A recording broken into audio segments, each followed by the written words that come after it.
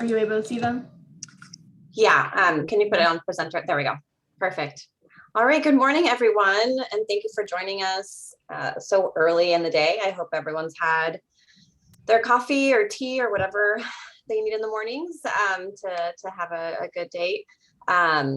I think a couple of you have already started doing this, but please feel free to introduce yourselves in the chat box. We'd love to hear from you, your name, where you're joining us from, your agency, your pronouns, and your role there.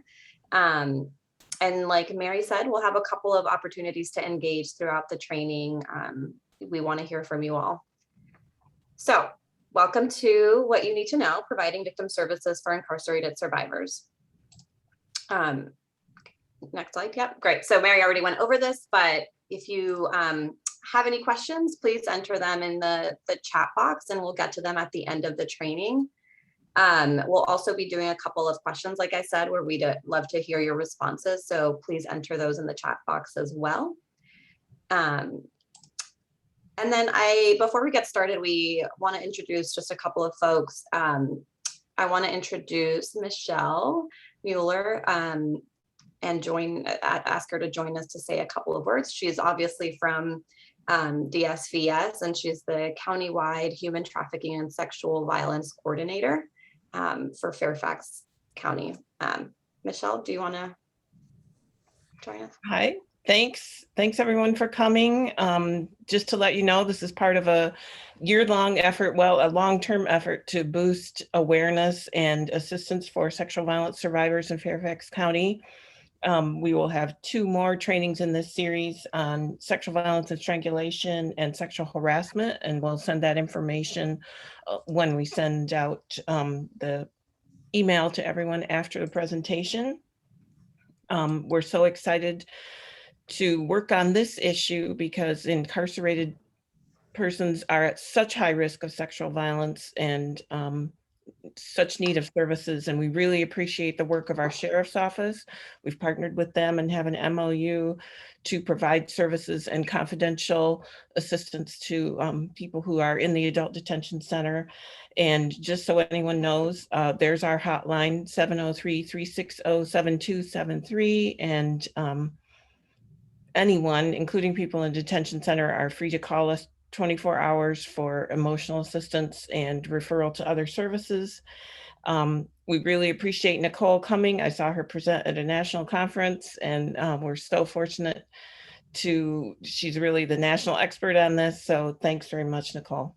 I'll just make a pitch too. This is one thing I heard at Nicole's national presentation was really call people on it when they make jokes about people being raped in jail or prison. You know, it's so pervasive in our culture that we don't really think about it sometimes, but it really supports it, the re-victimization and the trauma that a lot of people face. So call people on that. Absolutely. Thank you so much, Michelle.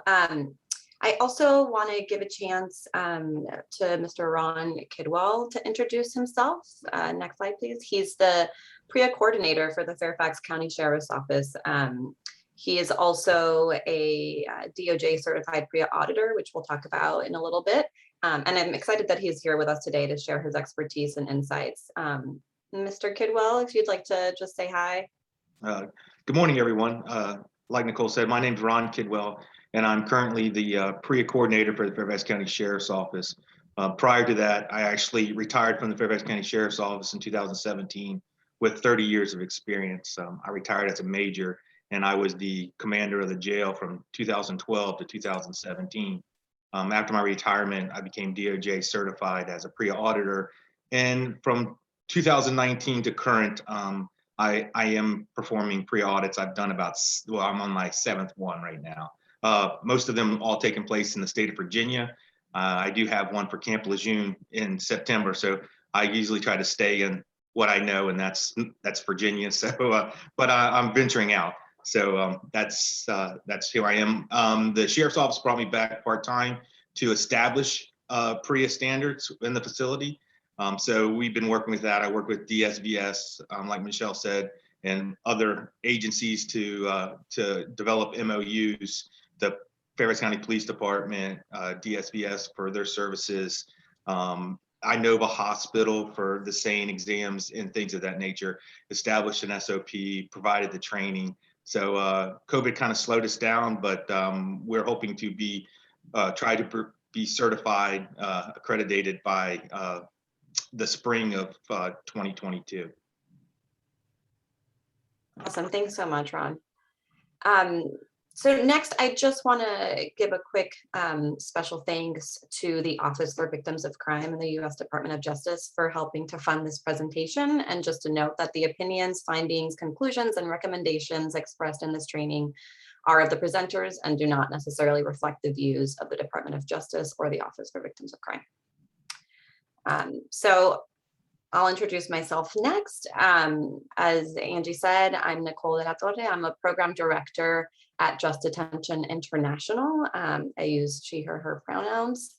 And just to share a little bit about JDI briefly, we are a health and human rights organization that seeks to end sexual abuse in all forms of detention.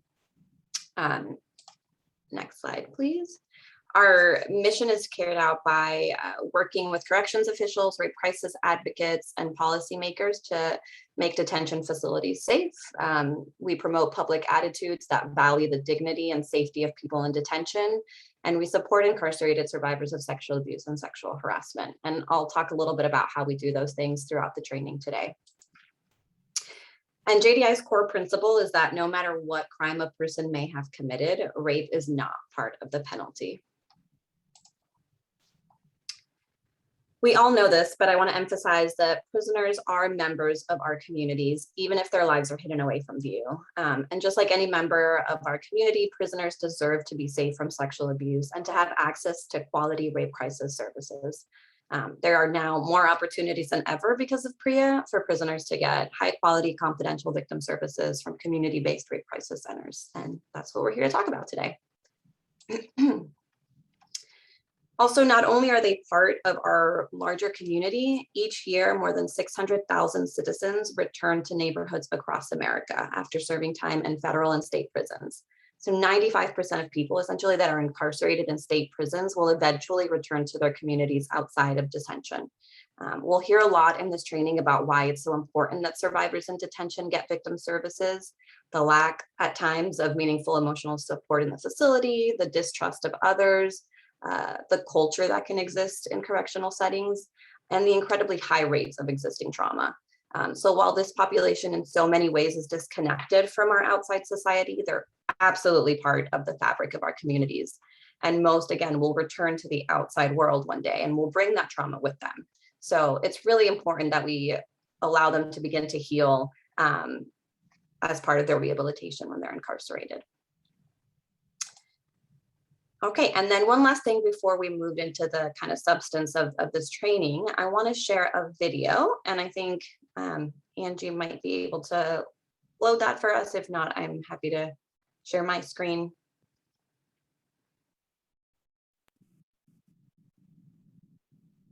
Are you able to see the video?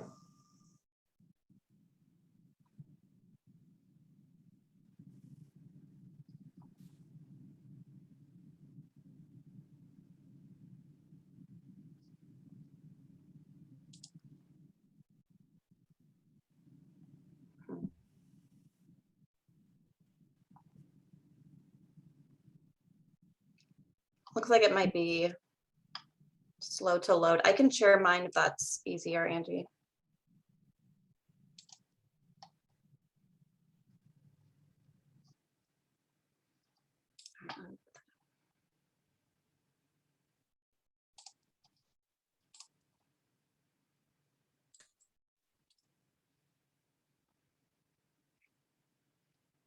All right, let me know in the chat box if you can't hear or see it, but I'm going to press play and make it full screen.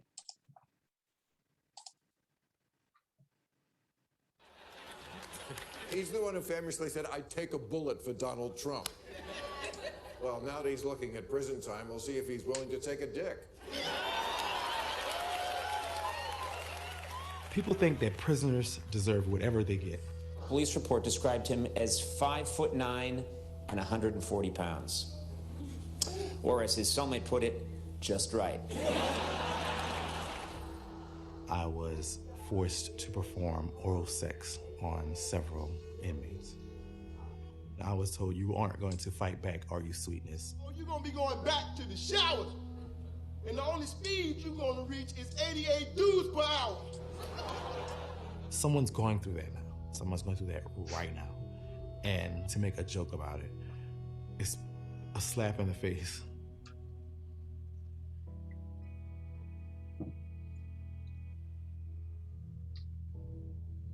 Being raped or sexually assaulted in prison is not part of the punishment. No one deserves that. We're still human beings.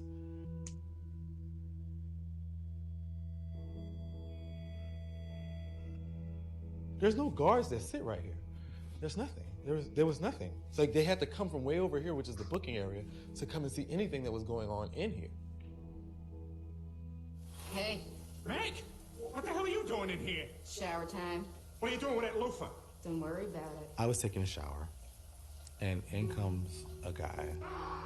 You told me not to worry about it. He says, bitch, face the fucking wall, or I'll break your fucking neck. I felt like dirt. I felt like I didn't even exist. I was just there. My bunk was tapped by a guy who then explained to me that he owned me. He had purchased me from the guy who anally raped me for $20 worth of commissary items. And I was now his property. He was my prison husband. If he wanted to utilize me to pay off gambling debts, I could be bartered. Talking to staff would have been the end of my life. Staff actually came on the tier, and my husband was saying, oh, watch what I can make my hoe do. And he made me dance for him and the staff member too. They all laughed about it. Staff shook his head and walked out the door. Like, oh man, y'all crazy. Next up is Pearl, AKA Lil Bitch. I wonder who Big Bitch is. That would be me. Lucky you. I had to sit down and urinate. I had to face the wall to shower. I was not allowed at any point in time to have any mention of me being a man or having a penis. I had to wear a tucker to pull back the genitals to give the appearance of a vagina. It's extremely painful to wear most of the time. I had to wear it all of the time. May just be as simple as me raising my voice and getting smacked to me referring to myself as a he and getting punched. Any type of deviation from his rules were the threat of violence. I lost me here. I lost my humanity here. I lost my identity here. I lost myself here. And so the memories are coming back, so you're mad, and it's like I'm angry or something at the building. It's a weird feeling. And the people who can make the change, and the people who can affect the change, make jokes about it. If the story's heard and it's addressed and we can stop making the joke of it, someone won't have to go through this one day. Someone can go to prison, do their time, they can rectify their mistake, they can get their second chance. We have to start thinking of it like that. They're people. They are just people, and no person deserves that.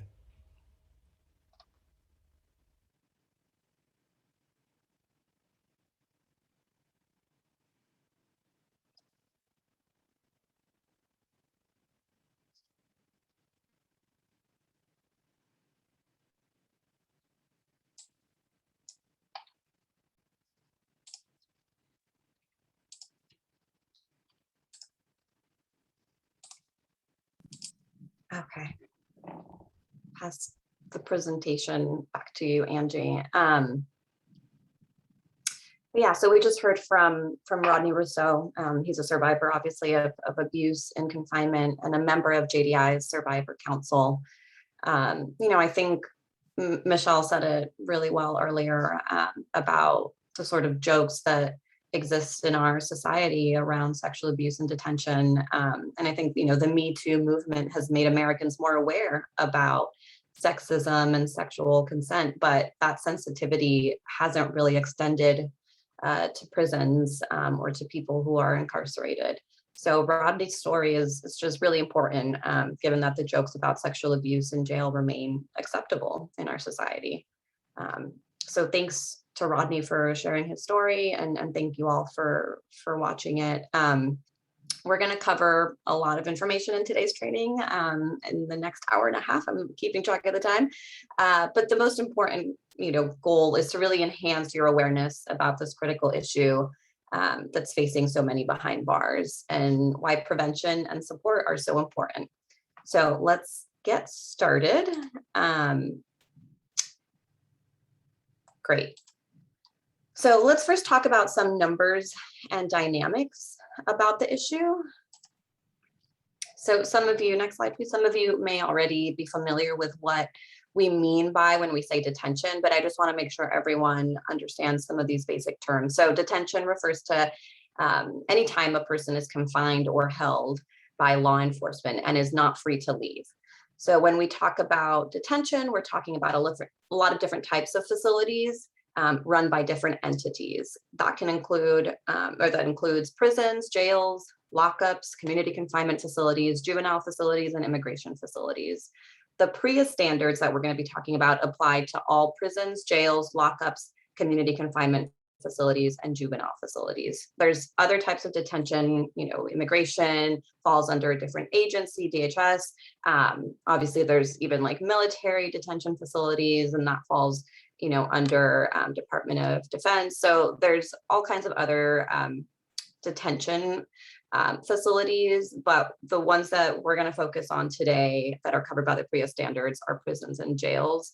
And again, lockups and community confinement and juvenile facilities are also covered by PREA, but we're going to focus on prisons and jails. So real quick, can anyone from our audience today share in the chat box if they feel comfortable, what's the difference between a jail and a prison?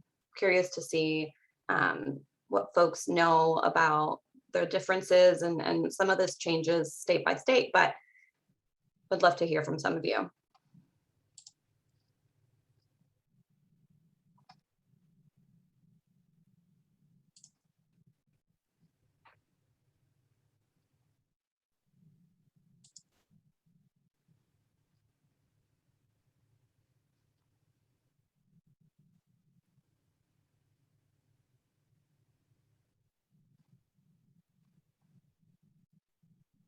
Don't be shy.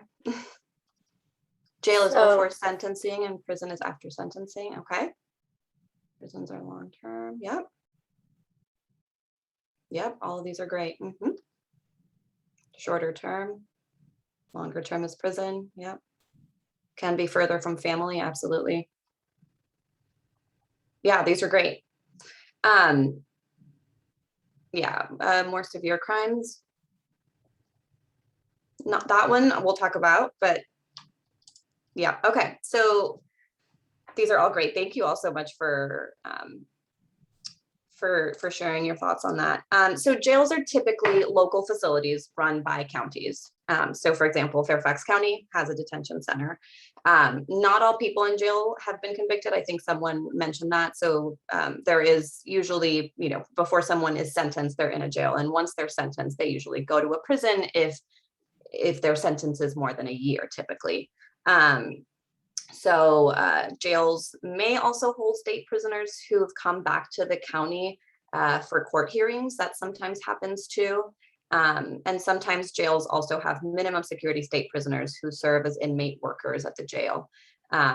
Depending on a jurisdiction, a jail can hold as few as a handful of people. Like we've been to some rural jails where there's really just literally a handful of people. And, in some of the bigger cities, there can be jails with as many as 20,000.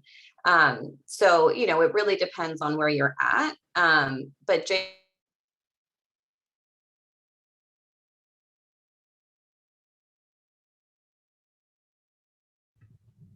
They tend to have very little. Nicole, you're breaking up.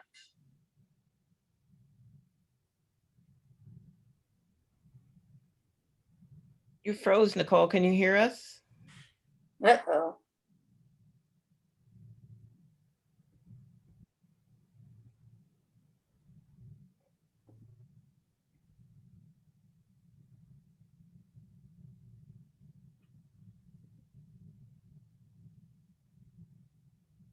I think she's frozen. Oh, now I think she's gone. Okay, she'll probably come back in. Yeah. So while we're waiting, there's someone named Tamara on the signed in. Tamara, can you give us in the chat or just say out loud your last name, please?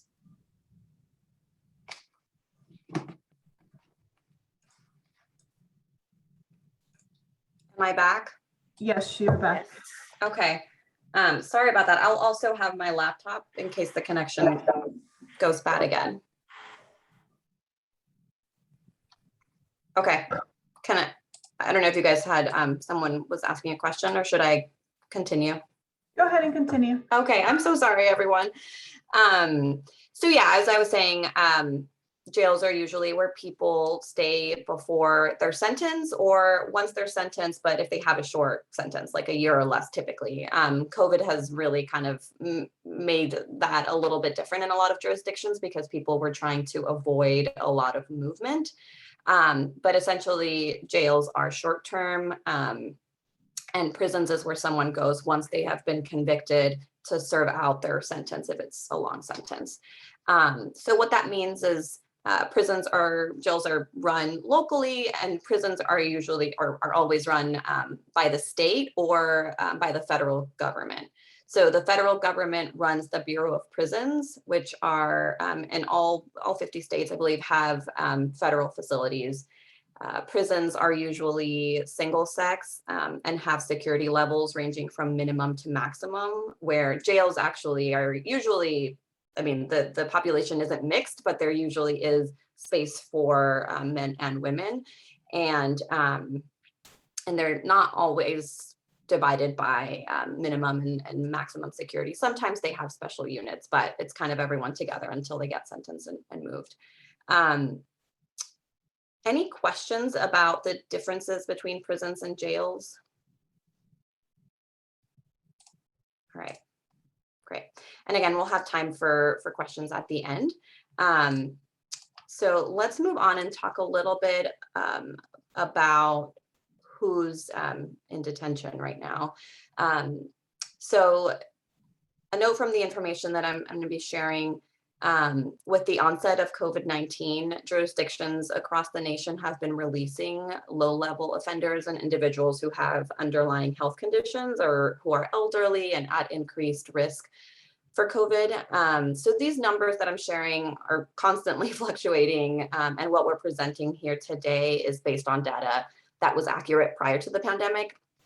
But just to give you all a sense, and this information is from the Prison Policy Institute, in 2019, there were over 2 million people incarcerated at any given time in the US. Keep in mind that jails have large percentages of their population changing every day. So the number of people who pass through our nation's prisons and jails each year is actually much higher. Annually across the nation, there are over 10.6 million jail admissions. And that's enough to fill prison buses stretched bumper to bumper from San Francisco to New York City, just to give you a visual there. As you can see from this graphic, it's not just people in prisons and jails. There's a significant number of people who are on probation or parole as a condition of their sentence as well. So let's also take a closer look at what we know about who's incarcerated through the lens of a lifetime likelihood of imprisonment. For men in general, the likelihood of imprisonment at some point is 1 in 9. That drops to 1 in 17 for white men, and it jumps to 1 in 3 for Black men and 1 in 6 for Latino men. So what this means, according to the BJS, the Bureau of Justice Statistics, is that Black men were 6 times and Latino men 2.5 times more likely to be imprisoned than white men. To put this in perspective, author and civil rights advocate Michelle Alexander pointed out that in 2011, there were more African-American men in prison and jail on probation or parole than there were enslaved in 1850, before the Civil War began. So again, just a huge number and disproportionate number of people of color behind bars. Let's also look at the women population. There's also disproportionate numbers there. For all women, the lifetime likelihood of imprisonment is 1 in 56. But for white women, it's actually 1 in 111, while for Black women, it's 1 in 18, and for Latino women, it's 1 in 45. So obviously, overall, there are a lot of more men incarcerated in our country, but these disproportionate numbers of people of color are also reflected in the women's population. And I just want to make sure, is my audio okay now?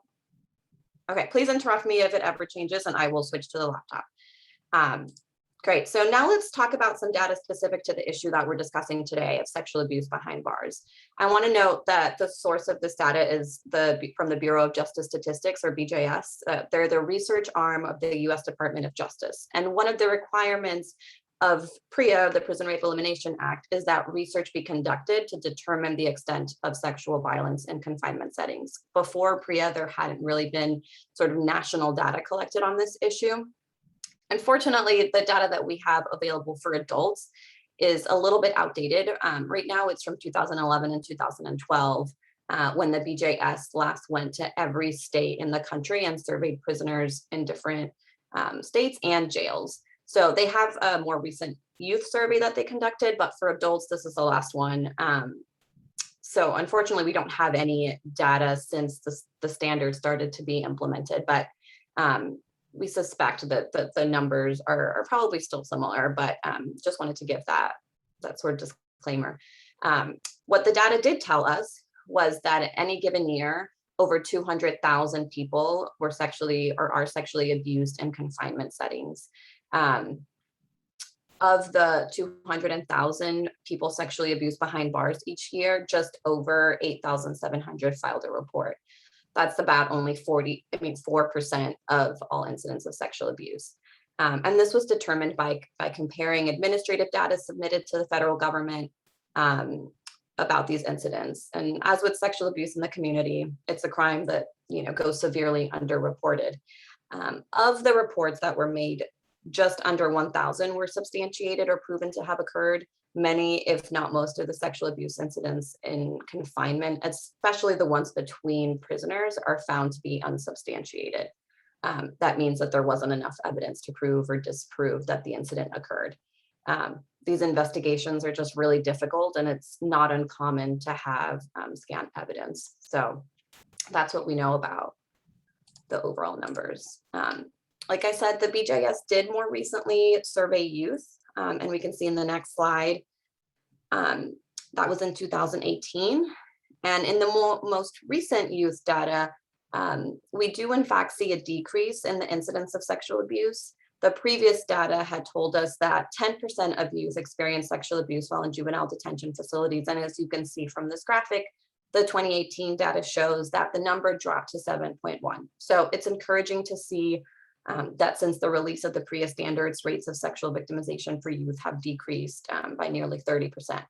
While there's still room for improvement, we want to be clear that obviously the goal is zero. No one should be sexually abused behind bars. And I think it's really important to keep that in mind, that just having the standards isn't enough. We're going to talk today about the importance of making sure that they're implemented in a meaningful way.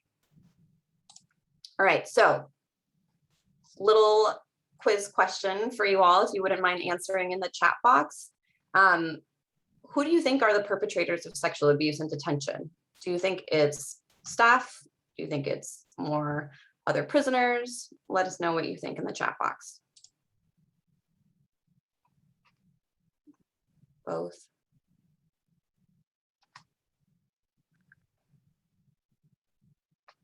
All right, great. You are all correct. The next slide.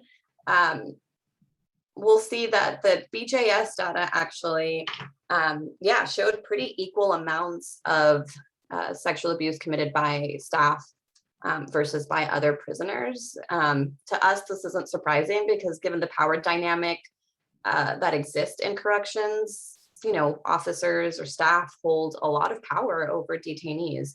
But I think, our sort of media and entertainment industry have really perpetuated this belief that sexual abuse is mostly amongst prisoners, the shower jokes and that kind of stuff that we heard from Rodney. But really, staff are committing about half of the sexual abuse incidents in detention. And these are the very people that are being paid to protect the people they're abusing. So I think it's really important to be mindful of that.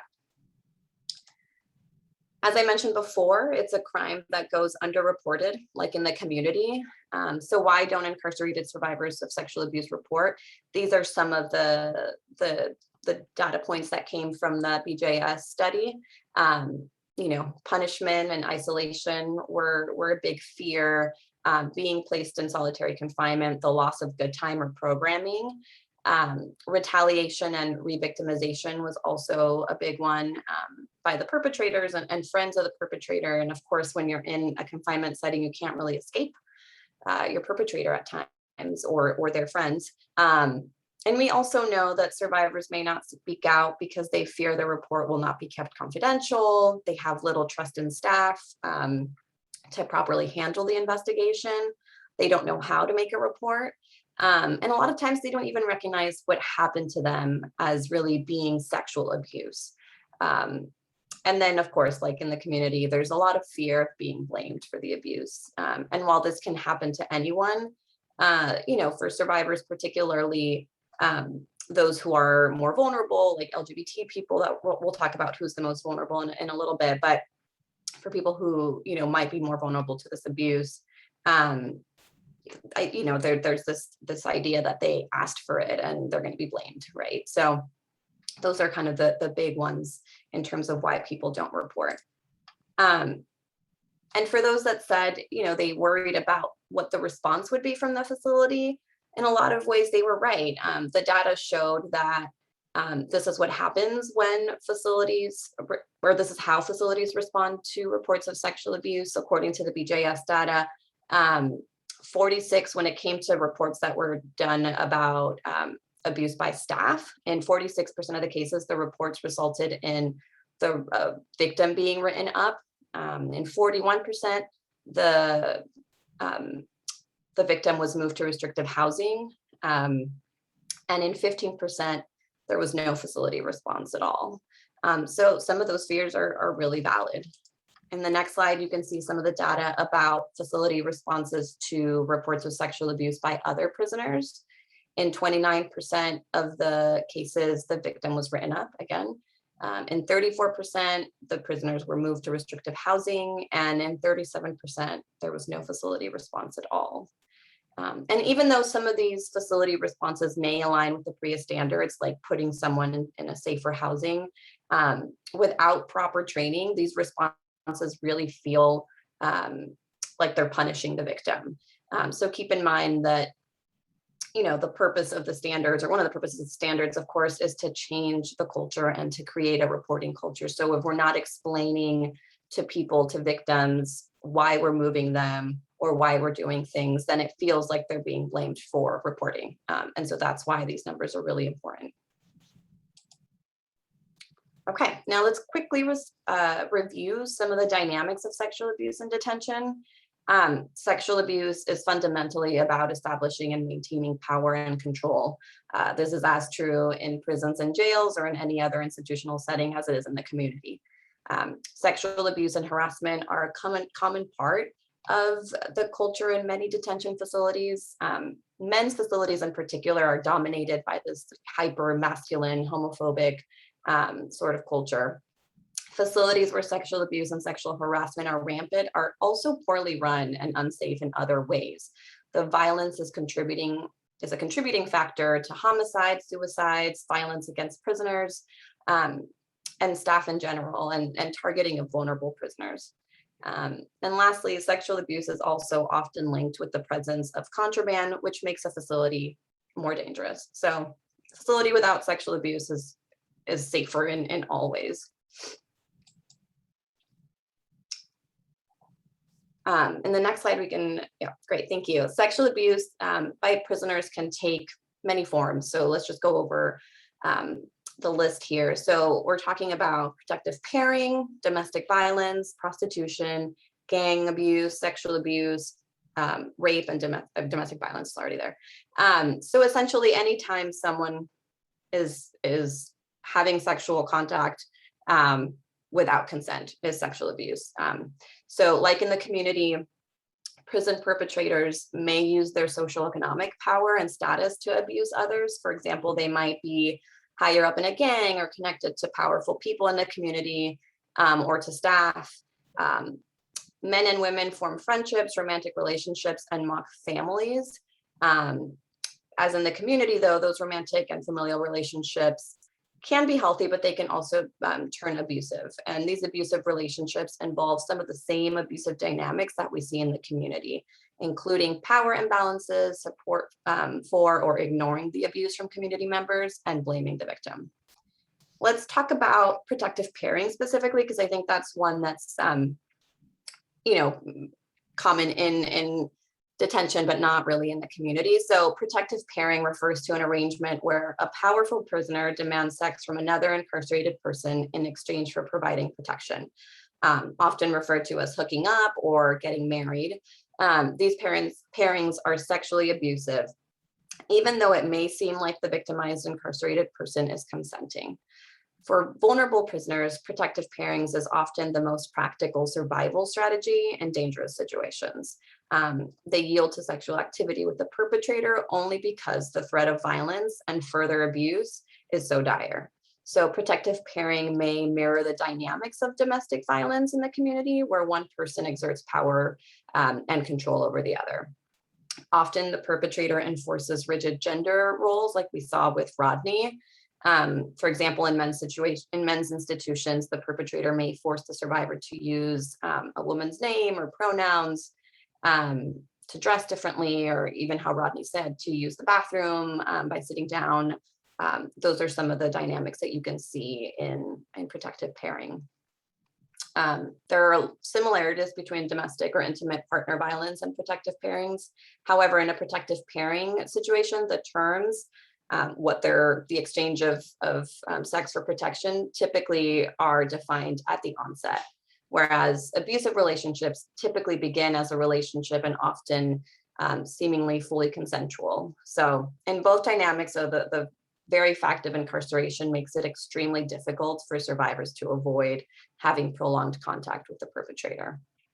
And from the outside, and to many staff, protective pairing relationships and abusive relationships may seem consensual, or if staff see protective pairing for what they are, they may even consider them necessary to maintain order in the facility.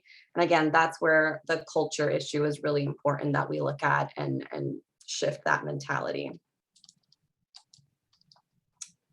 So next, I just want to go over a couple of dynamics of sexual abuse by staff.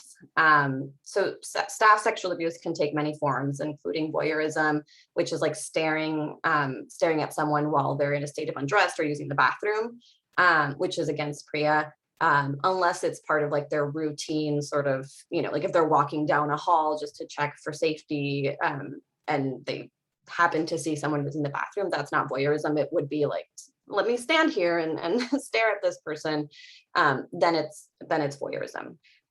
Abusive searches, that's a super common one that we hear about. Staff prisoner, quote unquote, relationships, and of course, rape. So all forms of abuse involved in the corrections, all forms of abuse involve the corrections staff abuse of their authority, of course. This authority is based on their control over all aspects of a prisoner's life, everything from what they wear to when they brush their teeth. Staff perpetrators take advantage of having unfettered access to prisoners and fail systems of accountability that allow abuse to continue. Prisoners are often seen as manipulative or untrustworthy by officials, including those who conduct the investigations. Staff members a lot of times adhere to a code of silence, which really stifles any reporting of staff sexual misconduct. Under these conditions, staff sexual abuse is often dismissed and rarely taken seriously. Another dynamic that's really common is that staff perpetrators may offer victims contraband or other goods. They have the power to threaten their victims with a transfer or a longer sentence, or even withhold privileges such as family visits. We see that a lot with women who are told, like, if you don't have sex with me, I'm going to move you to a different prison far away from your family, or not allow visitation from your family. They also get entrapped or can entrap prisoners with things like cell phones, drugs, or threatening to put disciplinary infractions on their reports, on their record. Many incarcerated people also have a history of complex trauma and come from highly policed communities where abuse is often the norm. So many prisoners have a deep distrust of law enforcement, and they fear that any attention from law enforcement will be dangerous. So there's a strong belief that it's always better to just handle any trouble yourself. And prisoners, particularly in higher security men's prisons, are also highly concerned about being labeled a snitch or any other, for reporting any type of sexual abuse or any other problem. And lastly, in many cases of sexual abuse, corrections staff characterize the victims who were, like the staff victims who were as taken in or manipulated by a prisoner's sexual advances. And I said staff victim, but obviously I don't mean that staff could ever be victims because they hold the authority, the power here. But that's what they're seen as, right? That the staff was the victim because the inmate manipulated them. Unfortunately, that dynamic is perpetrated in pop culture. And so such portrayals ignore the reality that it's staff, not prisoners, who hold the power and who are responsible for setting professional boundaries with the people in their custody. So anyone in detention can never consent to sexual abuse. They just do not have legally, they cannot consent to sexual abuse. So anytime there's sexual contact, I just want to be really clear and emphasize this. I know I see nodding, I know you guys know this, but anytime there is sexual contact in detention, it's abusive and the staff is the perpetrator. All right, so let's talk a little bit about who's at higher risk. We already mentioned LGBT prisoners, but can folks share in the chat who else they might think is at higher risk for sexual abuse in detention? Transgender people, yeah. People who are younger. Those with mental health conditions.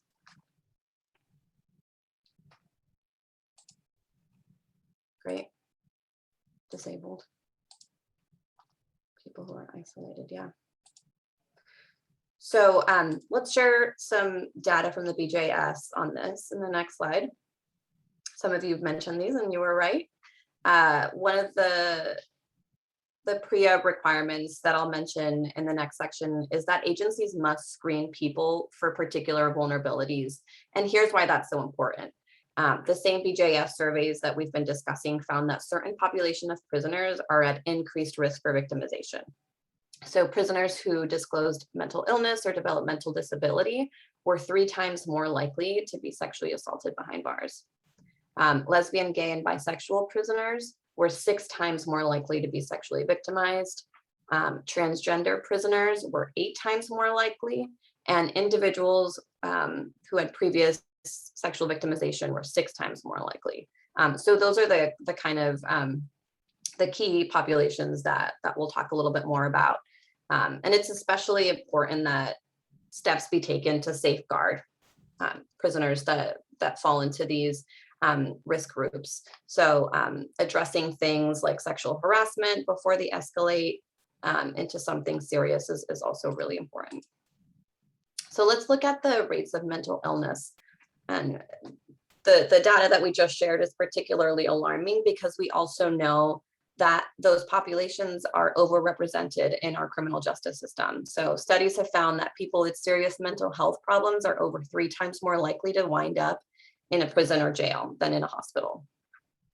Many people with mental illness are locked up for minor offenses like theft, drug use, or disturbing the peace. And as often is the case, the offense of a person who has a mental illness, especially those of the kind I just mentioned, is directly related to their illness. So as a result, prisons and jails have kind of become de facto psychiatric hospitals in our society. Few corrections facilities have enough trained staff or the resources to offer adequate mental health care within their facilities. Corrections mental health staff who work in the facilities describe having caseloads that often include hundreds and hundreds of individuals. And as a result, mental health staff often scramble to provide basic emergency services. Unfortunately, this means that many prisoners who desperately need more intensive help and who need therapy go untreated. One of you mentioned transgender people. Absolutely. BJS estimates that, next slide please, that there were over 3,200 transgender people in the US. Am I frozen? No, okay. Can we go to the next slide? Angie? Isn't the transgenders prisoners? No, we're still on the mental illness one. Weird. What about now? No. Nope. Maybe stop sharing and start sharing again. Sorry about that. Okay.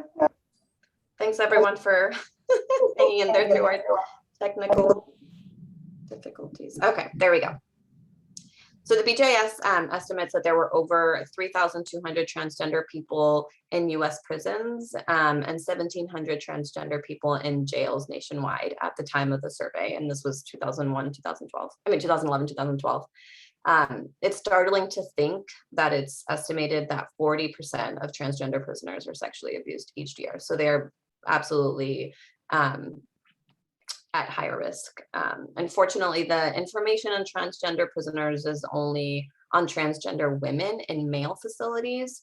So the sample size of transgender men and female facilities wasn't enough to make estimates. And then the next 2 slides, we'll talk about gay and bisexual people. So for men, the BJS reports told us that more than 1 in 3 gay and bisexual men were sexually abused while in custody. And for women, the situation is also critical. In the next slide, lesbian and bisexual women were twice as likely to be sexually abused by staff in particular than by their straight peers. A few additional notes on what LGBTI prisoners are more likely to experience. Once LGBTI people enter a confinement setting, they're likely to experience homophobia or transphobia, bullying and harassment, discrimination or negative language, gender role expectations, and a lack of respect for who they are. These challenges are coming at them from prisoners, but also staff. With respect to being seen as who they are, many facilities are not accommodating to gender-specific needs of transgender prisoners, for example. So this is especially true for transgender prisoners who are housed based on their sex assigned at birth and not in facilities that align with their gender. So for these prisoners, they may not be allowed to express their gender as desired and may be prohibited from purchasing gender-specific commissary items. For example, a transgender woman might not be allowed to wear her hair long, may not be issued a bra or allowed to purchase one, may not be allowed to wear makeup and may be forced to wear boxer shorts like the male prisoners at the facility. Transgender men in a women's facility may not be allowed to grow facial hair and may be issued boxers. So the lack of access to appropriate gender expression increases dysphoria and exposure to bullying and violence. And while some people identify as LGBTI, there are people who may be perceived as LGBTI and are faced with these same challenges. We hear from LGBTI survivors of being blamed for sexual abuse. We hear from gay male and trans women survivors that staff basically told them they must like being sexually assaulted by other men, that they created the problem and by calling attention to themselves for their gender expression. So this is obviously, victim blaming and ignores the role of consent. And then in a lot of times as a response, they're just kind of told to man up. So those are some of the dynamics that we often hear about. Lastly, we mentioned people who had prior victimization as being at higher risk. So this data is from the Vera Institute. On the next slide. Yep. Women who are incarcerated typically have a history of domestic abuse and or sexual violence. So the Vera Institute showed that 77% of survivors from intimate partner violence and 86% are survivors of sexual violence. So that's, as this little graphic shows, more, almost 8 and, sorry, I'm like doing this number wrong, 8 out of 10, or over 8 out of every 10 women who've experienced some type of sexual violence in the past. While we don't have figures for incarcerated men, we know that in general in the community, 1 in 6 has experienced sexual abuse.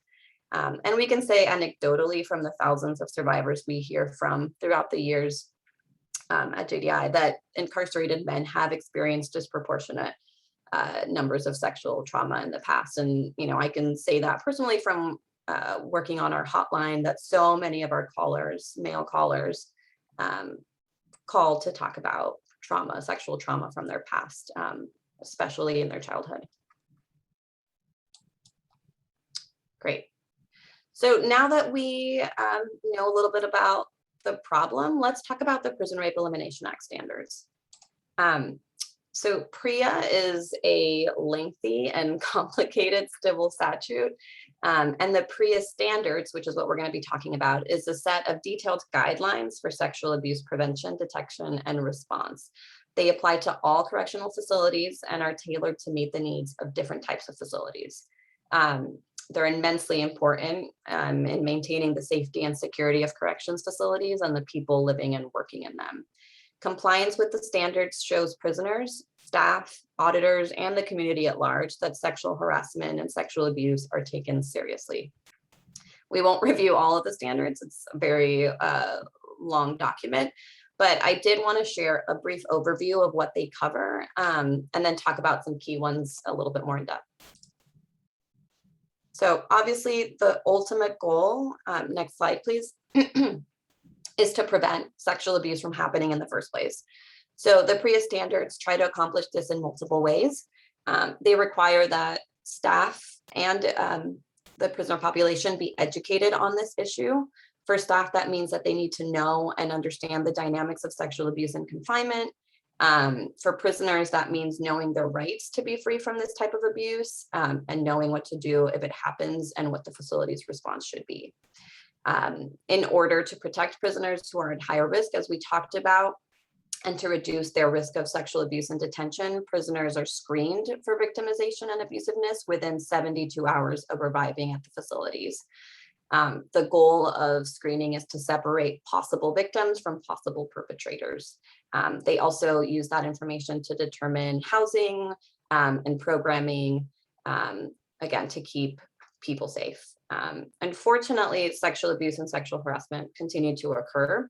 So the standards also require that facilities protect survivors who report sexual abuse and sexual harassment, as well as witnesses for both staff and prisoners who cooperate in the sexual abuse or harassment investigations to protect them from being retaliated against.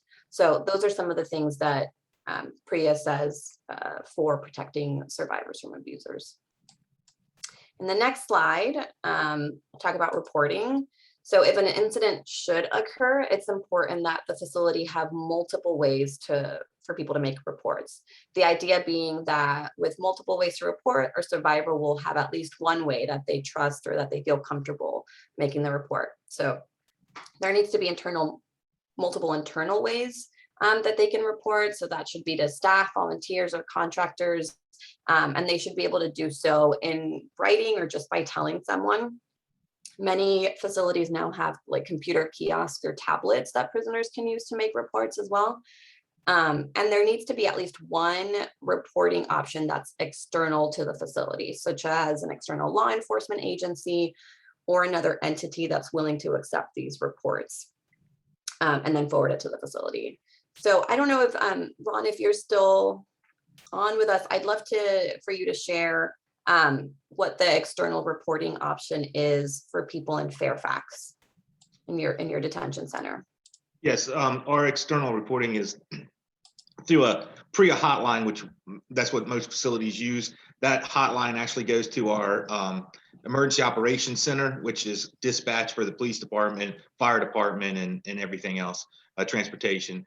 And they in turn take that information from the reported alleged victim and turn it back over to the sheriff's office once the report is taken, because it has to be timely, and obviously has to be operated 24/7 so they can receive those calls, at any time. So, and also the outside reporting entity cannot be under the authority of, say, the sheriff or the Department of Corrections. So it has to be a separate entity altogether.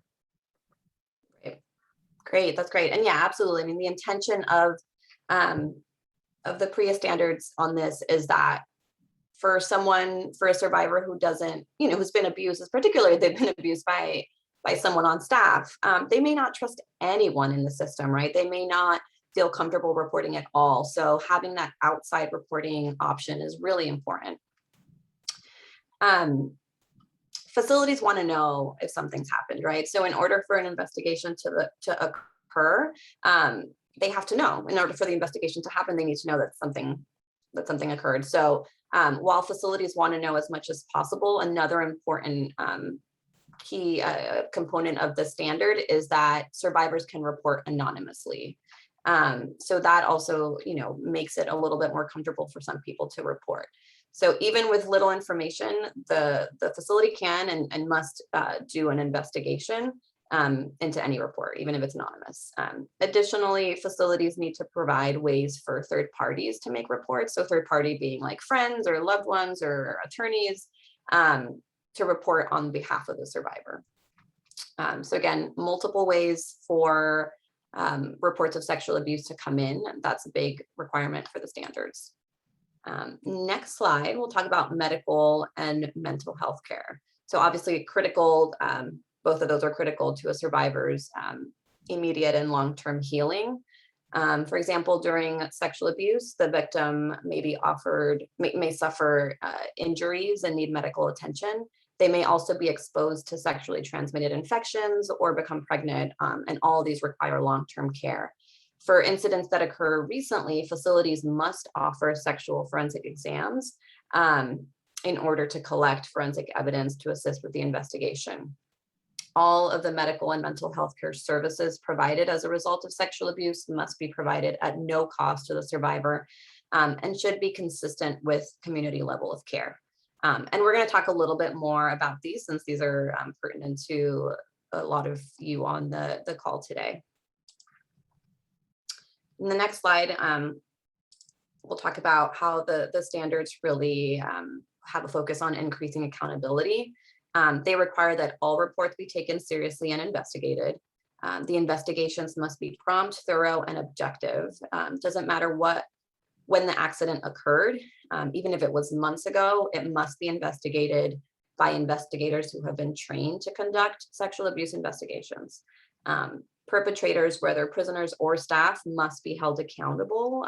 Substantiated investigations, that means investigations that were determined to have, where the incident occurred, must be referred for prosecution as well. Incidents that are not criminal but administrative, for example, an incident that occurred due to staff neglect or an incident of sexual harassment, must also be dealt with accordingly to facility agency policy.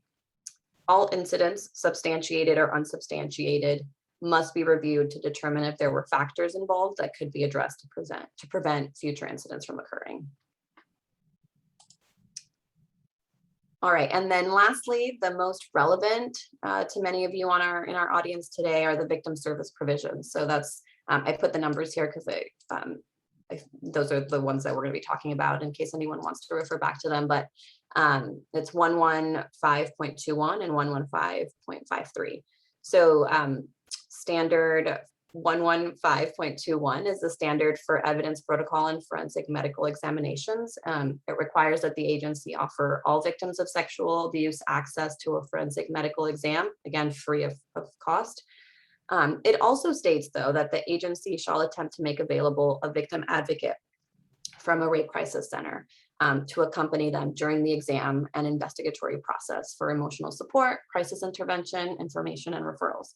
Again, this is in line with what we do for survivors in the community, right?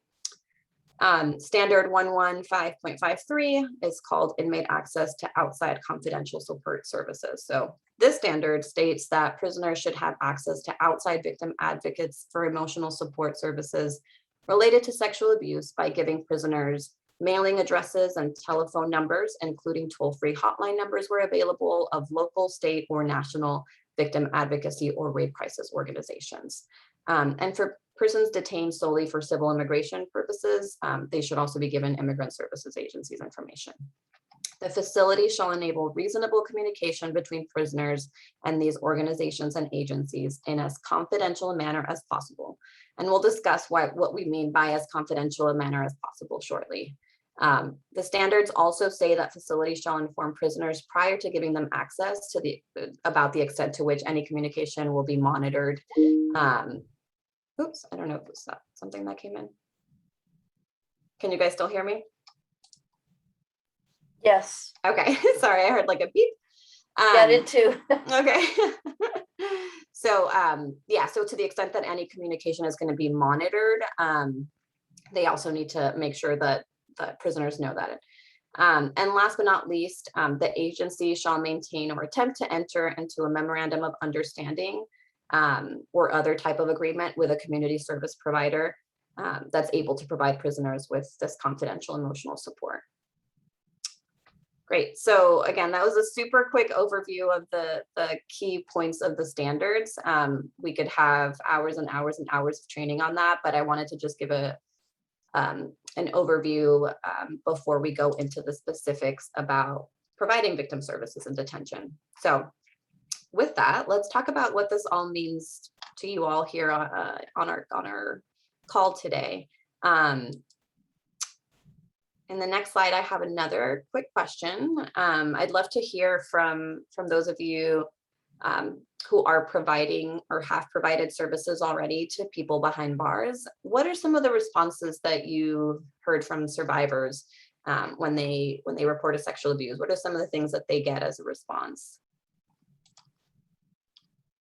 And please feel free to put those in the chat box.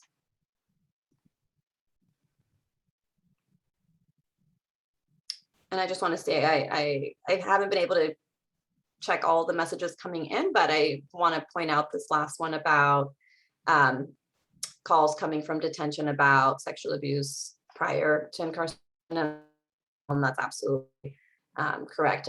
For us too, most of the calls we get are about abuse that's happened to them in the past, and they absolutely deserve to be supported. And the PREA standards, that's why they require facilities to share information for local rape crisis organizations so that folks, regardless of when they were abused, can reach out.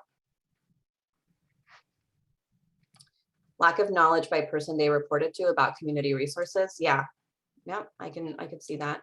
Confusion about rights. Yep. Some responders only want to hear about current abuse.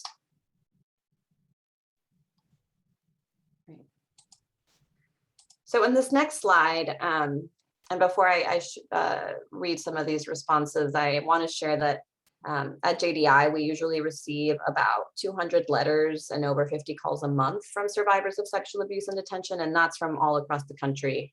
So some of the responses that we get, I want to share in this next slide.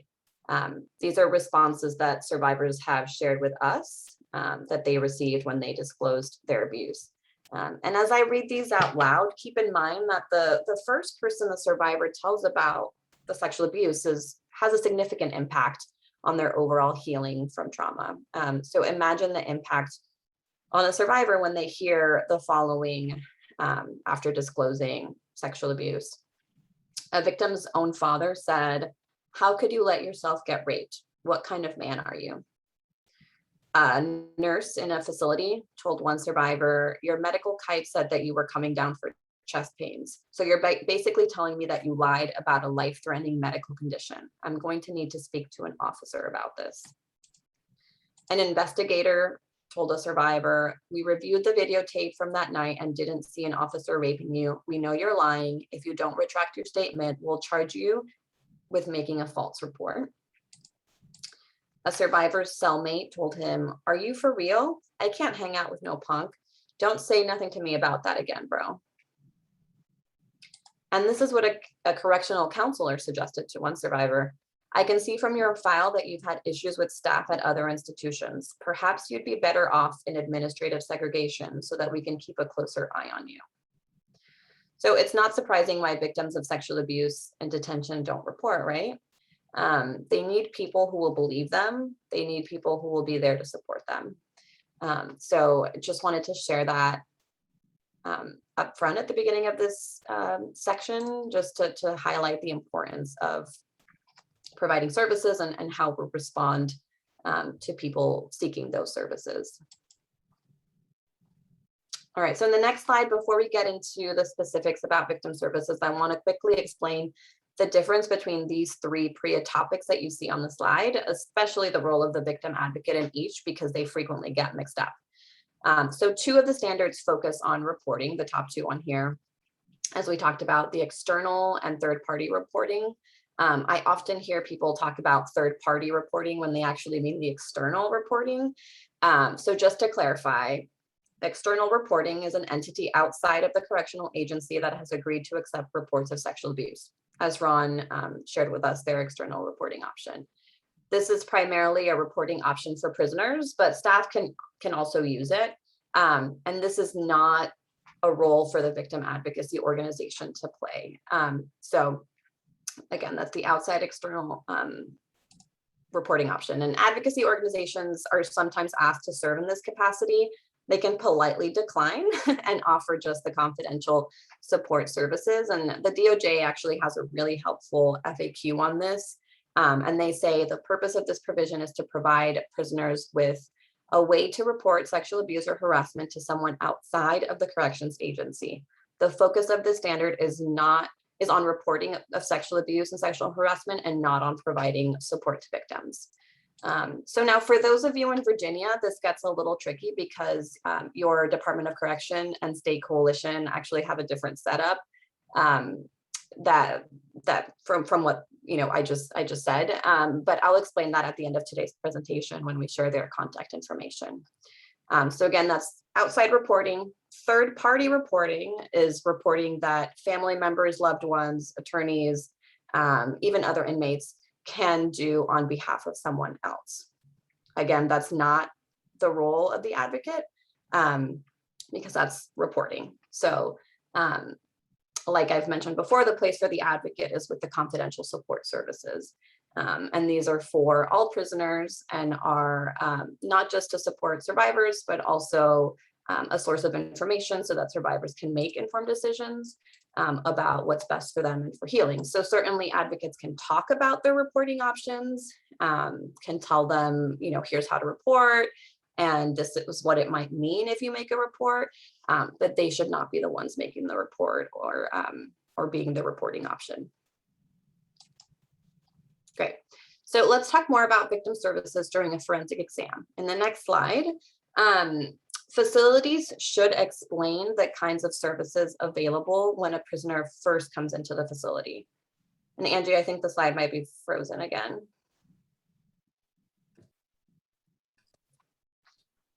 Thanks.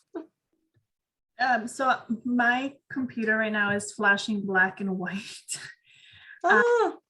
So Mary, I just sent you the PowerPoint in case something happens, and I will make Mary host. I'm not gonna log off. I'm just gonna kind of let it flash. But can you see the slides? Yes. Do you want me to, I can also share the slides and. Okay, I mean, we're good right now. It's just. Okay. If it happens again, yeah, I'm happy to. It doesn't, I don't think it affects anybody else. It's just happening on my two monitors. Okay. I'm just gonna pull through. Thanks so much. And sorry there's been so many technical glitches today, everyone. Thanks for hanging in there. Hey, with we're us. working through it. We're all good. Yeah. We're moving along. Yeah, so facilities should explain the kinds of services available when a prisoner first comes into the facility. This should be during initial or comprehensive prisoner education or both. And information about the advocacy accompaniment should also be included in the prisoner handbook. But it's not enough to just tell prisoners when they first get to your facility that should anything happen to them, they have the right to have an advocate to support them. Because in a moment of crisis, prisoners are not going to remember what you told them at intake, right? So they should be told that an advocate is available to them when the incident happens, when they're going to the hospital. And it's then the survivor's choice whether or not they want to allow the advocate to provide them with these services. A survivor should never be forced to accept the services of an advocate. However, it is possible that hearing about the advocate services from the advocate is a better option. So it's possible that you could have the advocate come to the hospital, talk to the survivor about the services, and then allow the survivor to decide whether or not they want to accept those services. These services extend to not just the forensic medical exam, but also the investigatory interviews. And ongoing emotional support, crisis intervention, information, and referrals. The advocate never forces a survivor to do anything, obviously, but just provides them with the information to allow them to make informed decisions. As some of you know, facilities have to be audited for PREA compliance, and that's all prisons and jails. And auditors should talk with facility prisoners who have reported sexual abuse, and the victim advocates too, to learn how the advocacy services have been offered to survivors. The auditor has to verify that survivors are offered hospital accompaniment services, and they must also review how survivors are being told about these services and how the Rape Crisis Center is notified to provide services. If facilities use staff to accompany survivors to provide services when an advocate cannot, like a trained staff person, the auditor has to determine how those people were selected and trained and the reasons why an advocate was not available. So again, the standards really, really push for a community advocate person to be called out when someone's going to the hospital. That's sort of the first choice. And if an advocate's not available, then a trained staff person should be offered. All right, let's review access to outside confidential support services in the next slide. So this is standard 115.53.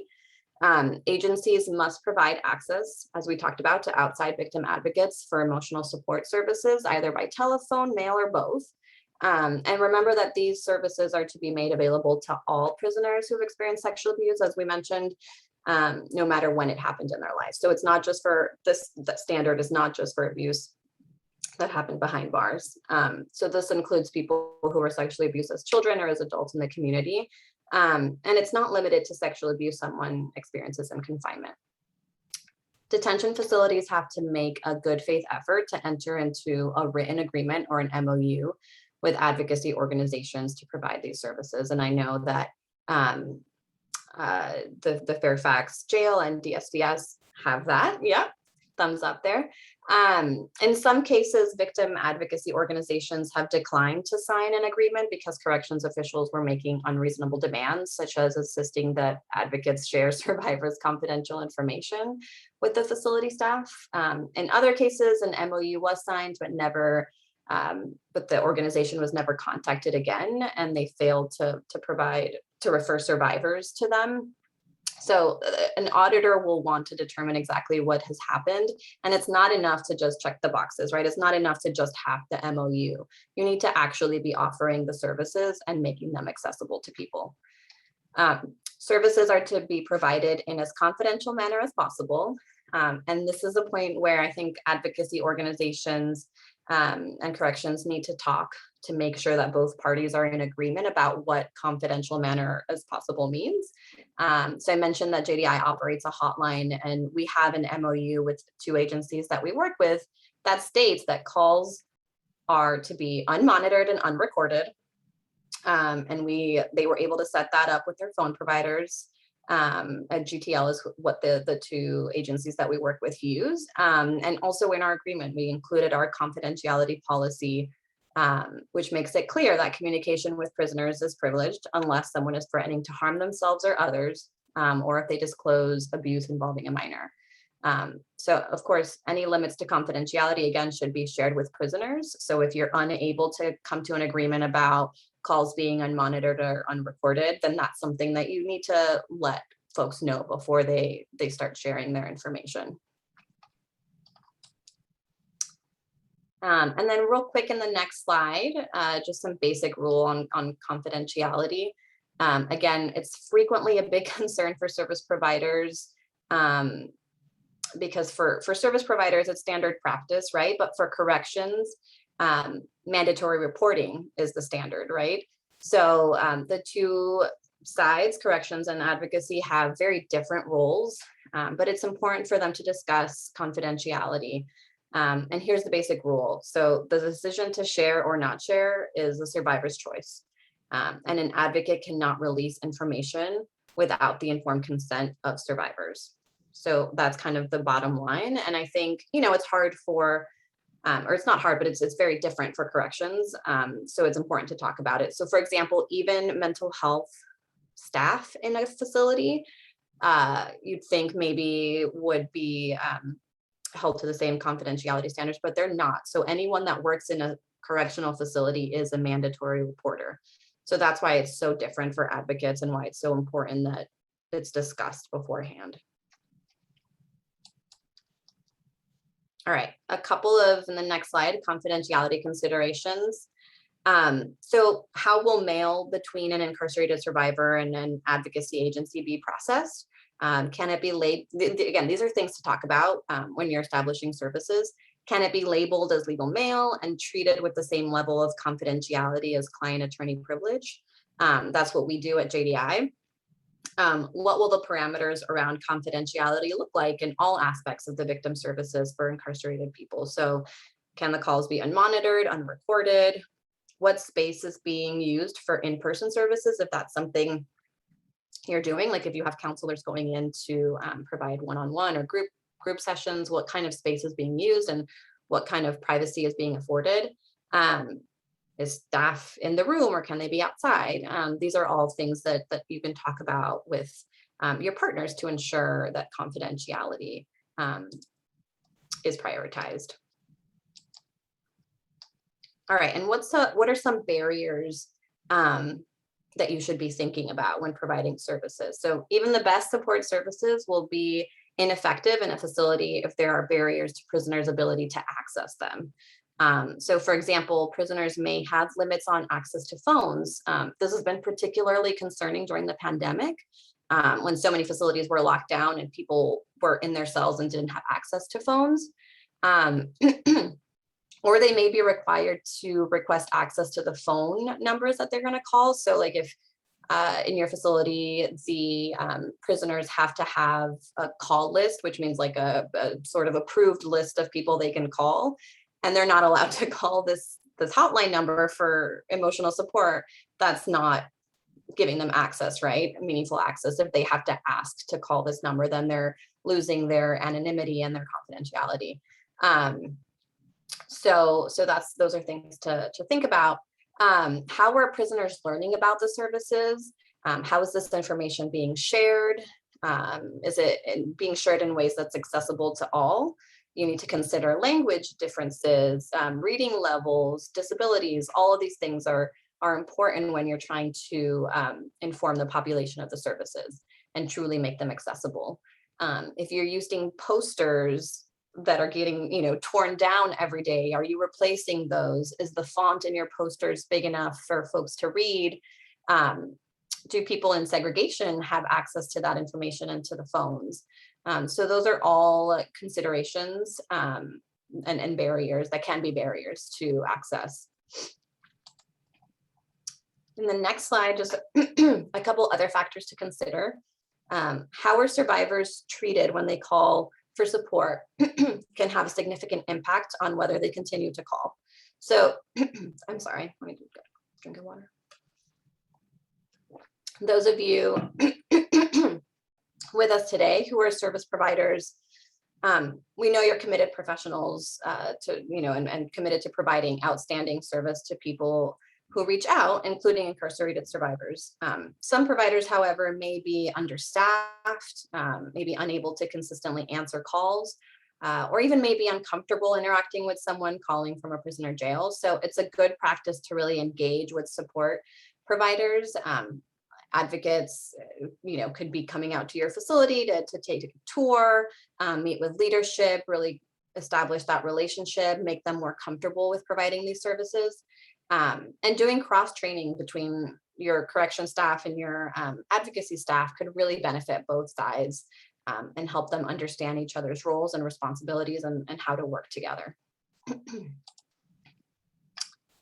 Lastly, I want to discuss some dynamics about survivors behind bars, and these are things to think about for our advocates on the call who are providing services or planning to provide services. And again, this is one of those topics we could talk about for hours, but unfortunately today, I just have some time to highlight a few things. But I'll be sharing some resources at the end of our training today on providing services that you can get more information and more support. But many incarcerated survivors have a history of complex trauma. As we reviewed before, they often have experienced sexual or physical abuse as children, sexual assault, intimate partner violence, human trafficking, gang violence, and or police violence. So when we're working with someone who's incarcerated, the focus of your support may be on this previous trauma. And we found that many of the survivors who reach out are looking for help related specifically, as I mentioned earlier, to childhood sexual abuse. And people who are incarcerated have also often faced extreme poverty and have limited resources. So you may be the first place that they've ever reached out to for help in their healing journey. So just important to keep that in mind. Also, in the next slide, keep in mind that when someone's incarcerated, there are additional barriers to healing than that a survivor may face that can be helpful to be aware of. So when someone's in a prison or a jail, they have very little control over their body and their environment, and a general lack of privacy, which can feel like being back in the abusive environment or remind a survivor of how they felt when they were assaulted. And this can be exacerbated by the general lack of autonomy and privacy behind bars. So I think that's particularly important to think about when you're, for example, doing a safety plan with someone, right? It's going to look very different than when you're doing a safety plan with someone in the community. What they have control over is very limited. So even something as the lights can be triggering, the doors closing, and all of those things. So as for any survivor, the feeling of being alone in one's trauma and healing is especially true for incarcerated survivors, in that detention settings can further isolate folks.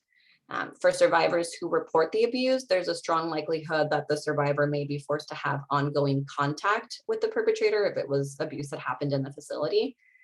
It's not like they can move out, right, or go stay with a friend. So for this reason, the survivor may be concerned about being retaliated against for reporting. And given the challenges to healing in detention settings, sometimes the survivor's reaction to trauma may be heightened. Like things like the use of restraints and invasive searches, which are obviously common in detention settings, can also be incredibly triggering for a survivor. And unfortunately, staff often misunderstand these reactions, and survivors are often punished for behavior that's normal response to trauma. So again, this is where the staff training is so important, and why the standards include that staff be trained on things like dynamics of sexual abuse, so that they're aware of that. All right, and then the next slide, why providing support to prisoners matters. So the benefits that support services provide to survivors cannot be emphasized enough. Access to support helps survivors process and understand the assault and deal with its impact. And the benefits continue to accrue even after someone is released from custody, which, as we learned at the beginning of this training, is 95% of the time. In the preamble to the PREA Standards, the Department of Justice recognized that prisoners who receive proper support services will even enhance their, quote, enhance their ability to reintegrate into the community and maintain stable employment upon their release from prison. So yeah, it's important for them to process current or past trauma. It lessens the behavioral issues in the facility and mental health issues, and improves reentry success. I think the slides were frozen because we're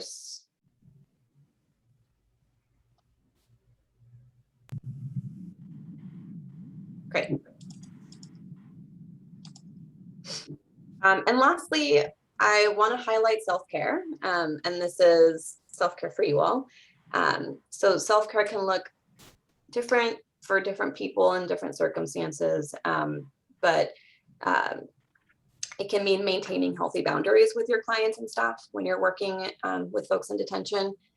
And this is true for those of you, joining us from corrections and those of you joining us from the advocacy field. Talk with your supervisors about your organization's self-care and how they can foster boundaries and wellness in the workplace.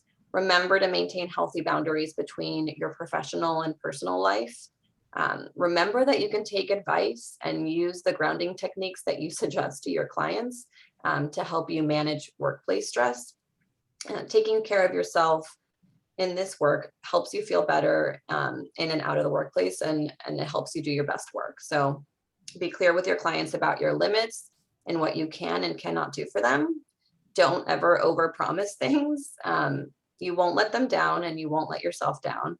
Prepare yourself for the unexpected, because it's likely to occur, especially when working with incarcerated survivors, and especially with all the different changes that happen in facilities and all the different movements and lockdowns. And finally, take care of yourself outside of work. What practices and habits support you feeling a sense of wellness? And personal care builds your resilience to hold the emotional impact of a survivor's trauma. And I always like to include this self-care slide, just because, again, I mean, the work we do can be really heavy, and especially when we're working with survivors behind bars. I mean, we talked about the complex trauma that they bring, and I think that there's also an additional layer of feeling helpless when you're talking to incarcerated survivors. You can't offer them, or it feels like you can't offer them, the same level of support or the same resources that you can offer someone in the community who has who has more freedom. So it's important to really take care of ourselves. And and for those of you working in corrections, it's also critical to take care of yourselves. We know how stressful of an environment it can be. So this also applies to you. And then I want to close the substance of our substantive part of our training with a quote from Arturo. He's an incarcerated survivor of sexual abuse. All right. So JDI had already been providing individual counseling for Arturo, and worked with facility officials to help him after he was victimized by his cellmate. Ultimately, Arturo's access to services meant that reporting sexual abuse was not as scary as an experience as he thought it might have been. And after Arturo made a report, the facility did an investigation, and the evidence was forwarded to the prosecutor's office for review. But the DA declined to prosecute. So the investigator brought the JDI counselor to tell Arturo that the case would not go to court. The investigator was worried that Arturo because he'd been suicidal when he made the report. So the investigator told Arturo that even though the prosecutor had declined to prosecute, he would mark it in the perpetrator's file, and the perpetrator was to be placed in single cell going forward. And also that the perpetrator would be charged administratively with sexual assault.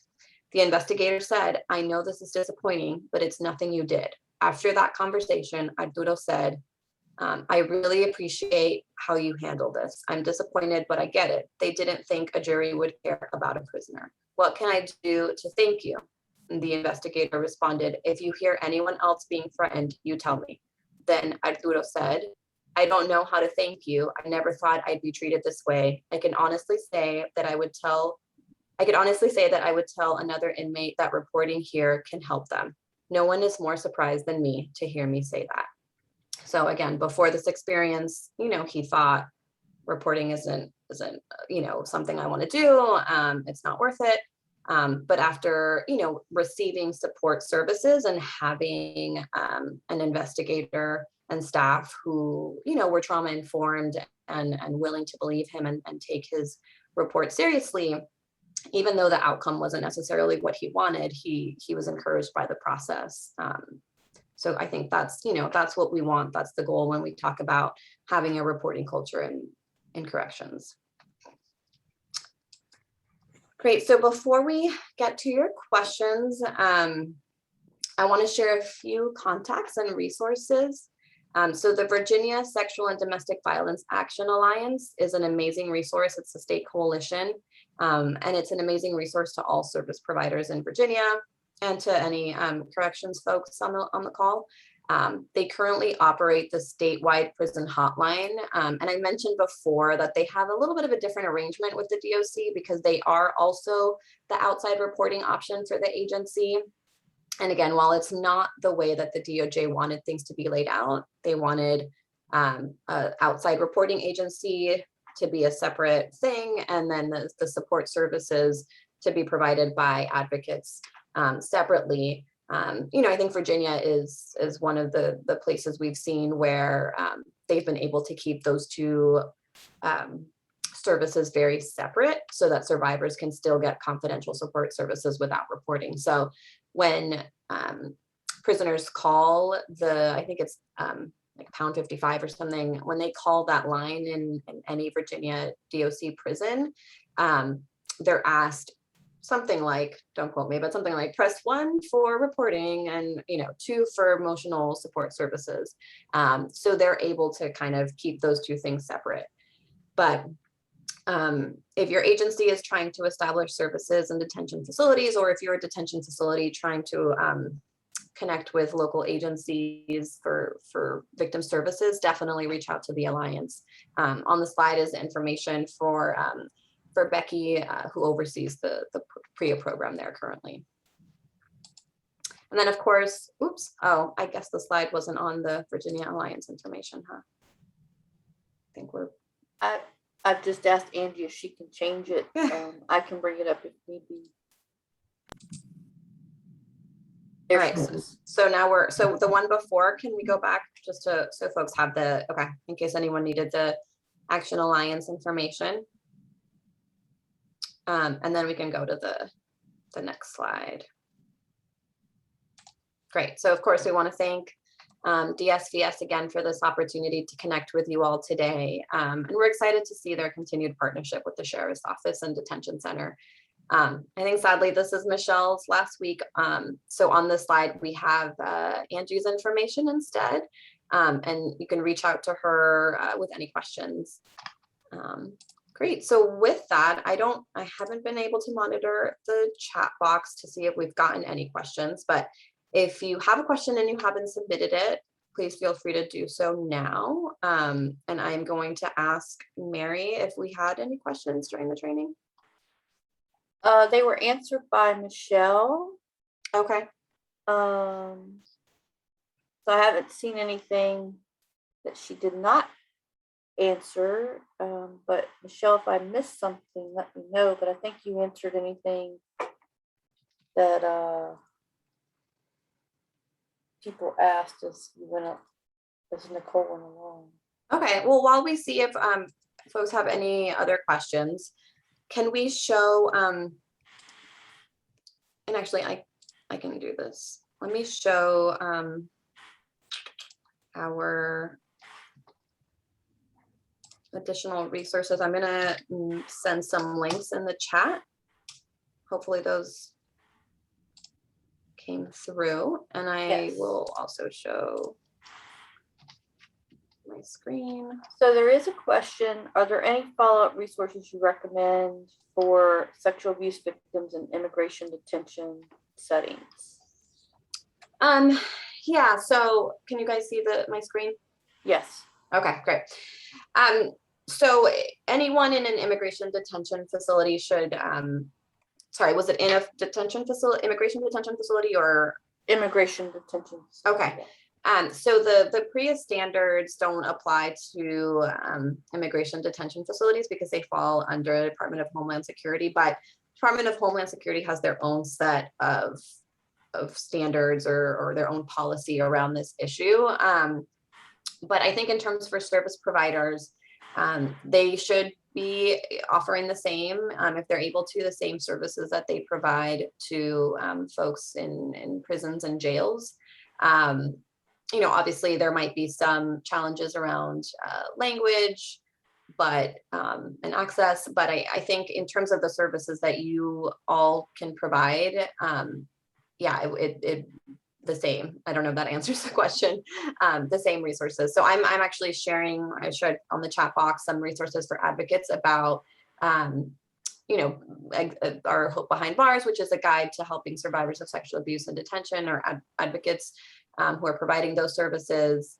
No One Left Behind, and also a resource that we developed with the Resource Sharing Project. And these are all tools that you can use as you're building your services for incarcerated people. But obviously people in immigration facilities are going to have similar situations and in terms of being isolated and having prior trauma. I think, you know, one thing I can say is if you're going to provide services to people in immigration detention facilities, is to make sure that your staff has an understanding of, you know, the trauma that folks in immigration detention facilities might have. And there's obviously some additional layers there of being away from, you know, their family and their culture in a different way than prisoners in their own country are. And just kind of having, depending on the population that you're working with, having a better understanding of what some of those challenges and needs may be, which can be different for every facility, of course. Yeah, exactly. In JDI's opinion, can prisoners engage in consensual sex with each other? Yeah, so if there's two people who are, you know, consenting adults engaging in sexual contact, again, I mean, it's tricky, right? Because there can be so many power dynamics even amongst the prisoner population. But like we mentioned, you know, there could be gangs, or someone might be doing it for protection. So it's tricky to say, but yes, I mean, yes, people can have consensual sex. It's always, as far as I know, it's always against agency policy. So like all prisons and jails have policies against consensual sex, but it's not against PREA. PREA is only about sexual abuse, which means there isn't consent. But obviously, I think any relationship that is reported or is you know, is happening in a facility and the staff are aware about should be investigated to ensure that it's not abusive, that there has been consent. Because again, I mean, some of those dynamics can make it hard to for people to see that it's not consensual when it's something like we talked about, where there's a power dynamic or someone's you know, consenting just or seemingly consenting for protection. So yes, there can be a consensual sex. No, it's not allowed by the facility, and yes, it should be investigated to ensure that it is actually consensual. I have a question about mandated reporting, and specifically with Fairfax County. So I'm trying to identify what would qualify as mandated reporting. So obviously there's the PREA hotline, which was discussed, but we also have a 24-hour hotline that's run by DSVS. And so typically with folks who are contacting our hotline who are not in detention, that's completely confidential. We wouldn't have to report to anyone unless, you know, the typical mandated reporting for child protective services, adult protective services, or intention to harm self or someone else. So is, by saying mandated reporting, are you saying that there's a requirement for anyone who's in detention to report to the PREA channel? Or if someone was to call us through that 24-hour hotline, is that something where they can maintain confidentiality? Ron, I don't know if you want to take that one since it's specific to. Yeah, so I think your question is, does the DSVS hotline, is there some type of mandatory reporting if you get that call? Is that the question? No, that call is confidential. It's toll free. So you don't have an obligation, except for under mandatory reporting laws in the state of Virginia, that it's a juvenile or a vulnerable adult, that you do not have to report that unless the inmate requests that you report it. So the inmate can either call the hotline that is operated by the Emergency Operations Center, which they are reporting to an outside entity, and if they are looking for an advocacy, then they contact the DSVS. Now, what was also mentioned was reporting inside a facility. So you have a lot of different, you have deputies, you have clergy, you have volunteers, contractors, to include, say, CSB, Community Service Board. We have probably 12 counselors that for behavioral health. If an inmate reports that they've been sexually assaulted in the facility, then the CSB has an obligation to report that to the sheriff's office, yes. But that's different than DSVS, because if you're in the facility providing counseling, again, you have that confidentiality level. Yeah, great question, because I know that DSVS, I was gonna say that's a great question, because I know DSVS is slightly different than like the average rape crisis center, because there is that like government component. So yeah, that's great. Thank you, Ron.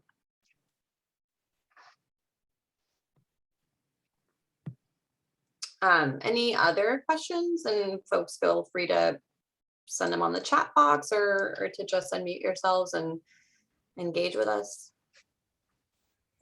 I'd like to Ron to share a little bit of what they tell incoming inmates, or what signage or advertisement there is about their rights and how to contact us.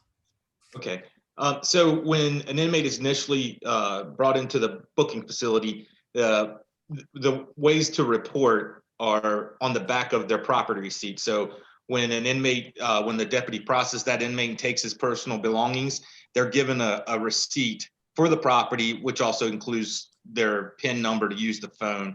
So on the back of that form has the ways to report at the Fairfax County Sheriff's Office. Once they're put in, say, a holding cell, they're group holding cells initially, unless there's a reason why the person has to be segregated. There's posters. Most of the posters are 18 by 22. It depends on what housing unit. Every housing unit has a poster. Those posters also have the DSVS information and the contact number. Also, we have just went to tablets. So when an inmate wants to utilize the tablet, they have to acknowledge reading again what the poster says. And I'm working on, because we just went to a different vendor, when every time an inmate picks up the phone, they have to listen to the message, which also identifies the ways to report and the advocate phone number. So just really drilling it down. I've done audits where you ask those questions and you're like, do you know how to report? And the inmates are like, oh my goodness, every time I pick up the phone, I have to listen to it, which is a good thing. So it's really, it's pretty much everywhere. Even if they try to ignore it, we also have their when they first come in once they're classified. There's a longer educational video which we've done in English and Spanish that they have to view, and then we also run that every morning from between the hours of 8 and 9 throughout the jail on the TV. So again, they have to watch it when they first come in to be classified, and regardless if you're there for a year, you're going to watch it or have to at least view it or see it or listen to it every single day between 8 and 9. Thanks so much, Ron. And I just want to, I reread the question from Blanca on the chat. if you're looking for specific resources to share, if that the question was, are there any follow-up resources you can recommend for sexual abuse victims in immigration detention settings? I'm going to share our page for survivor resources, and that's for anyone behind bars. Anyone behind bars can reach out to JDI using legal confidential mail. The address is there at the bottom of that link. Or sorry, no, actually, if how we can help, it's on there. They can reach out to us, and we send them resources, including a state-specific resource. So we have a resource guide for every state that has local organizations, legal organizations, government agencies that they can contact. And we also send them some of JDI's resources and tools to kind of help in their healing process. And yeah, so I just wanted to share that because it's absolutely something that if you're in contact with someone in an immigration facility, you can share that with them. And there might be some resources within our resource guide that for your state that you're able to pull from.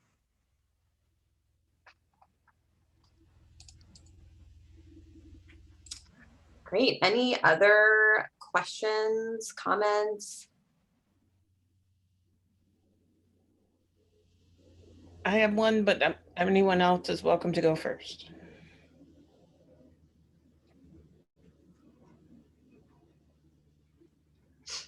So this is kind of a weird question, Nicole. Feel free to not answer it, but I was at a meeting of some victim advocates who work at the Rappahannock Regional Jail, which is south of here and covers several counties, and they're having a problem of an extensive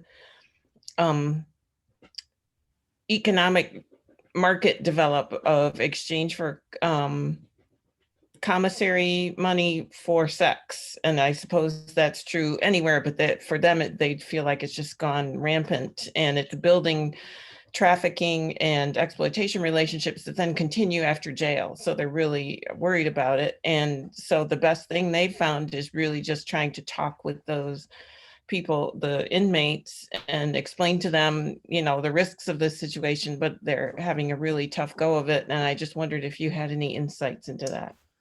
Yeah, I mean, it's awful, right? And that happens because people behind bars don't always have access to basic necessities, right? And so commissary can be something where you buy, soap and shampoo or toothbrush. I mean, it's also a place where people buy their favorite snacks, which, don't get me wrong. I mean, if you're, incarcerated for a very long time and you miss your favorite snacks, I get that.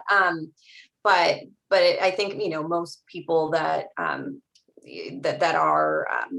having to exchange sexual favors for commissary items is an awful situation to be in. So I think talking, like you said, to them directly about those risks, but also this is where I think it's really important for advocates to have a good relationship with the corrections agency that they're providing services at, and having that conversation with folks at the agency about what's going on there that people are being forced to do that, right? I think there's something going on there where people's needs aren't being met if they're being forced to do that. So I think it's also a conversation that can happen with the staff there, both about helping them understand why people are being forced to do that, and also just helping them be able to recognize that type of abuse. And I think that's a great opportunity for some cross training. But yeah, it's just awful, and yeah, unfortunately, really common.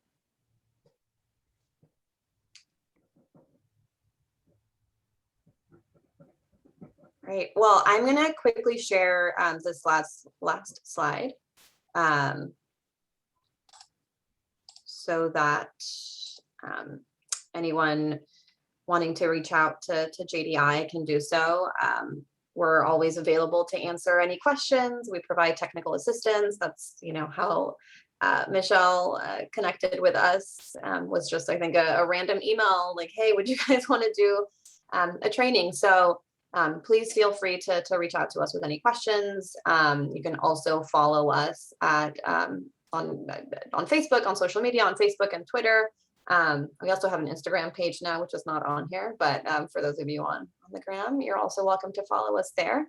But it was so nice to be with you all today. And again, thank you for being on so early and for dealing with us with all of our technical issues today. We really appreciate it. And yeah, I don't know if Angie and Michelle or Mary, you guys have anything else to add. And and just a huge thank you to Ron as well for being on today. Thank you so much, Nicole and Ron, for a great training this morning. For the participants, we will, Michelle, if you wouldn't mind just putting the survey in the chat box. It's a really short survey. It takes about 3 minutes. If you could please complete it. The slides and the recording as well as the survey will be sent to you via email by the end of today or tomorrow. And like Michelle said, we have 2 more trainings in the sexual violence series. The next one will be in September, and it will focus on sexual violence and strangulation. I will send the link to that training in my email as well. So whoever is interested can register. But thanks again, Nicole. We apologize for all of the technical difficulties today. And we look forward to seeing everybody else in other trainings. Thank you and have a good afternoon. And I'm sorry, I forgot to have the evaluation link pulled up, but we will send that in the email following the presentation. Thank you. Thank you, Nicole. That was really wonderful. Thank you all.